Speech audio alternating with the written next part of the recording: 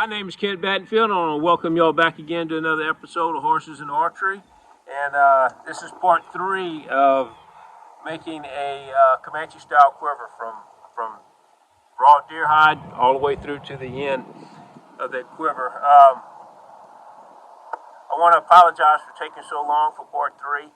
I'd gotten a bunch of hides from a processing plant, and they totally messed them all up. They were cut all to pieces. Once I got them defrosted and got them out, what they would do is whenever they would clean them, skinning them, they would just put fine slices in the hide. Well, you don't see any holes in them until you start to the tanning process, and the holes develop, and they would just cut all to pieces. I went through that whole batch of hides and I didn't have any. So I'm going to have to use this younger deer. This is a little thinner hide. I really like to use mature bucks for this. This is a little thicker hide. But anyway, it is what it is. Deer season's over. I can't get any more hides, so it's either use this or wait till next year.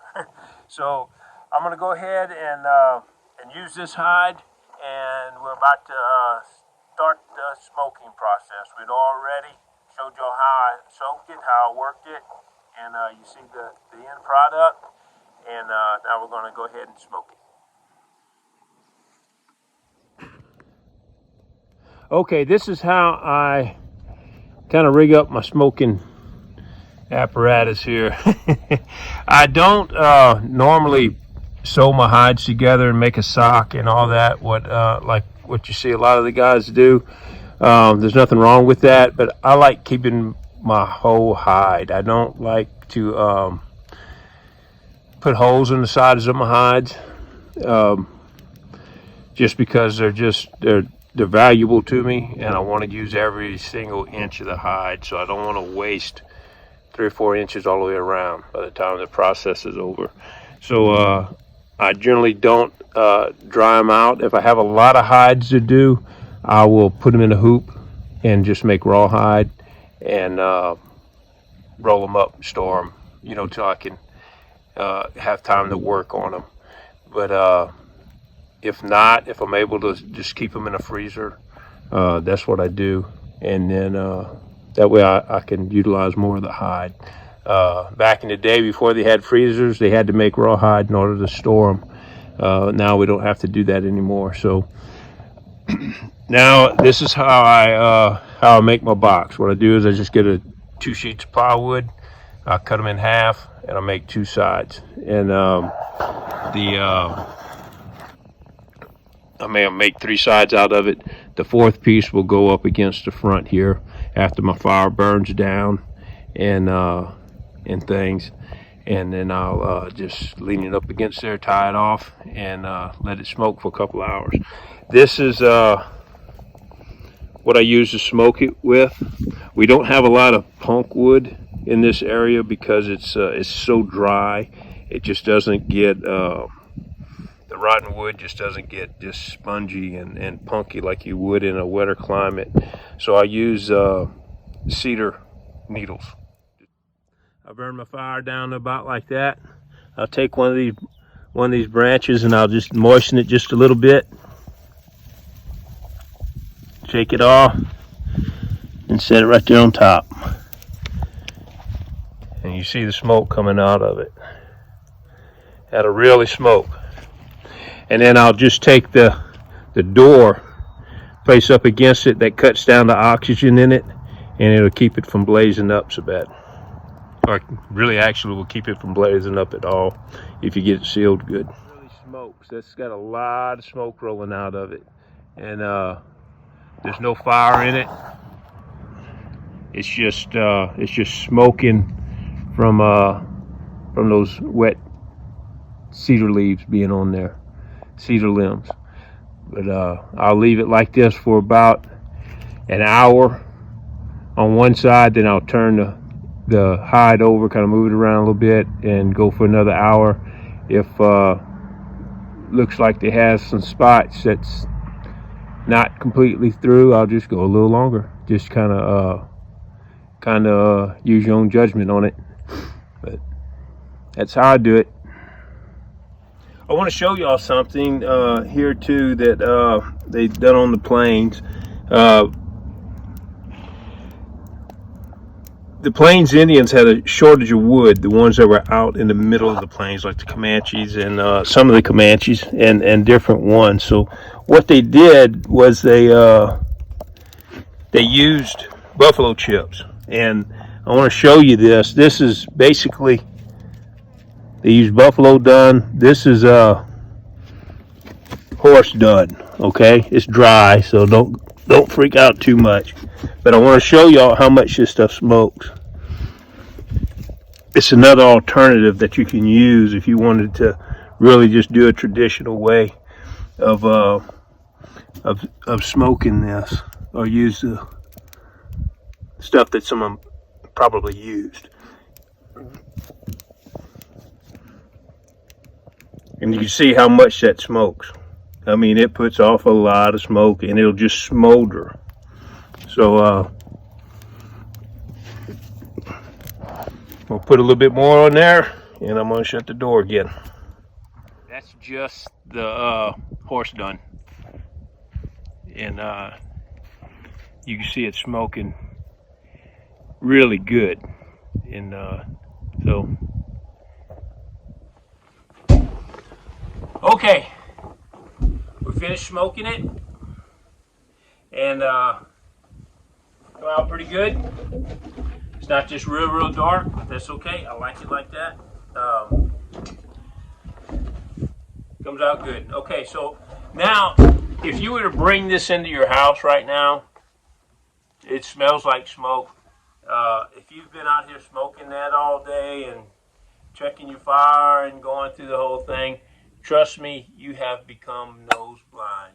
You smell the smoke, but you don't realize how much this smells like smoke. If you were to bring this inside your house right now, it would literally make your whole house smell like smoke. It's got a lot of smoke. It is saturated with smoke. Okay, now I'm going to work on the boss. And what this is right here, this is just a dogwood shoot I use. It's a little bigger than my arrows. I want it a little thicker, be a little heavier duty. This is a piece of rawhide that I'm putting in here, and I'm just going to let it soak, soften up. And this is rawhide also. I'm going to put that in there. That's what I'm going to use to sew it up with. And I'm just going to let this soak, soften up, and I'm going to go ahead and put it together and show you what it looks like at the end. It's not that big a deal. It's kind of self-explanatory. I did drill a hole right here in the bottom of it, and what I'm going to do is run the rawhide through that when I sew it up, just to keep it fast and tight to that stiffening rod here. Okay, this is the boss, and as you can see, I just put the stiffening rod in there, sewed it up around the stiffening rod, sewed up the bottom, and you can make this any shape, size you want. You're kind of just limited to your own imagination. I wanted it kind of round. I find that the arrows fit down in it better when it's round. You can put more arrows in it. But I wanted this one to hold 2 to 3 dozen arrows. About 3.5 inches will hold 3 dozen arrows pretty easy. This is a little less than that, so I'll be able to put between 2 to 3 dozen arrows. Some of the Polish tracks and the hunt tracks might have as many as 20. I've been on them that had 24 targets, and so I want to be able to hold enough arrows in my quiver.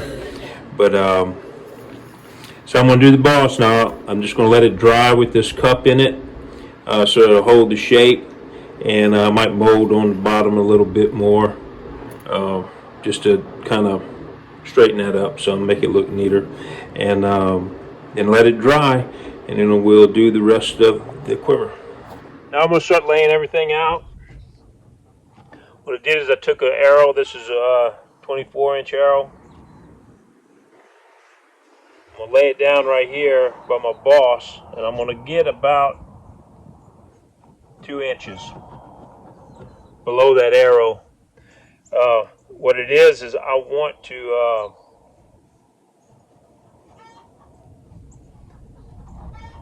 when I'm grabbing my arrows, I don't want to be grabbing the end of this boss. I cut my boss shorter than my arrow, so the tip of my arrows are sticking out. That's why I do that, just like that. You can do it any way you want. Okay, so I do that. Now I want to see how big my quiver is going to be. First off, the reason why I got it laid like this, kind of sideways, ideally it would be good to put it straight up and down and use right down the middle of the back. But as you can see, I got a big hole right here. I've got some little holes, you know, here and there. So I got to work around those holes. So what I'm going to do is I want a tail that's going to come down about as long as my arrow is, or pretty close. So that's going to be over 2/3 the length of my arrow to the end of that tail. So that's going to be good. So I'm going to lay it right here. I've got enough to get to the end of this and then have some left over down here. Leeway, so that's going to work. I'll be around the holes, I'm hoping. Okay, so this is 36 arrows, 3 dozen. So as you can see, what I'm going to do is I'm going to stick it in here in this boss, and you can see the bottom of the boss holds that real easy. But I want to make sure I got enough at the top of this thing that it's not going to be just real extremely tight. So this is how I measure it. Come right here, this is where I want it to meet. I'm going to take my pencil and I'm going to mark that. I got both sides marked. If you notice, I'm marking the front side of this hide. I'm doing that because I want to be able to see it, okay? I'm not marking the belly side. We'll mark the front side. I don't want to get turned around. So now I'm going to do the back the same way. I'm going to bring it right here. I'm going to measure it about the width of my fingers. See how my fingers are? Right here. I'm going to put my fingers right here. Hold it. I'm going to mark it. The finger width will give you about a 1/2 inch on each side. You know, a 1/2 inch. So you can sew it. Okay, so that's basically how I lay it out.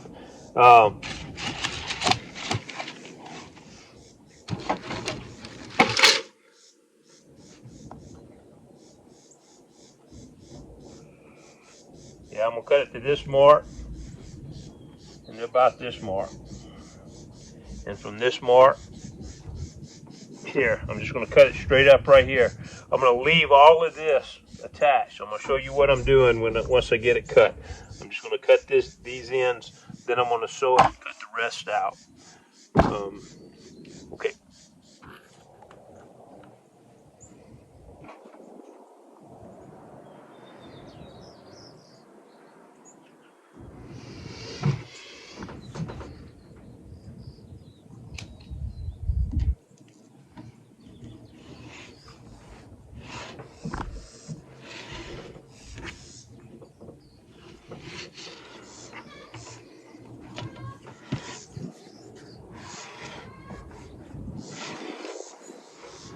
Okay, now get it cut like that.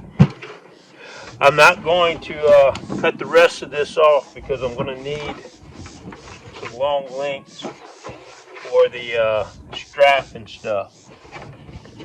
Get them straight like this, and then I'm going to go ahead and punch some holes in it. I use just something that has like this little knife here. The blade is just the right length or width for my leather thongs that I'm going to put in there. So I'm going to punch holes all the way down this whole length up until I get to where I marked it down here to the bottom of my boss from the top. I'm going to sew that up and then go on from there. Okay, this is it. I've got it sewed up here. I just laced it up. You notice I left this end open. I'm going to leave that like that to the end in case I have to adjust it up and down some. I'll be able to do that. But right now what I'm going to do is go ahead and trim this around. I'm going to trim this off and bring that tail right on through here. Trim that off and let this right here be part of the tail come out of right here. Okay, so now I've got my bow case pretty roughed out. Might leave it like this. I may go ahead and put some decoration on it. I don't know. I'm not quite finished it yet. This is my strap. I went ahead and just cut two of them as long as I can get them and sewed them together. That's going to be plenty long enough. My bow case, what you need for your bow case, needs to be about 5 inches wide, and it's pretty straightforward. Just cut a piece 5 inches wide and sew it together, and it'll work pretty much for your bow case. This is the biggest piece that I have left over of that one hide, so I am not going to be able to get a piece that's big enough. See right there, it's 5 inches. So it'll only be from here to the end that I can use, and that's not even half of my bow. Okay, and this bow's only 48 inches. So what I got is I got a drop from another hide, and it's going to be close to being enough, but I've got about this much of my bow sticking out. So what I'm going to do is I'm just going to use the rest of this hide, sew it to the end of that wherever it ends, and come on up to the end of my bow. I'm going to let a little bit of it stick out, but not too much. I want to be able to use a longer bow in that case if I have to. But I'll go ahead and get that done and show you what it looks like. Okay, here's the quiver. I'm completely done with it. And as you can tell, it's just a plain quiver. I didn't put any beadwork, didn't do no frills, because I'm going to be using this quite a bit, and I didn't want to have to be worried about my beadwork and all the stuff hanging off of it. But anyway, I just made it a plain quiver, and you see how it's done. I didn't use any sinew to stitch it up. I just used leather, tied all together. See how this is? That's it. I could build this whole quiver. Tanning it and everything can be done with a knife. You have a knife, about 2 gallons of water, a couple dozen eggs, and or a brain, and you can do this entire build. But that's how I do it, and I'm about to put it on and practice a little bit, but I just want to show it to you.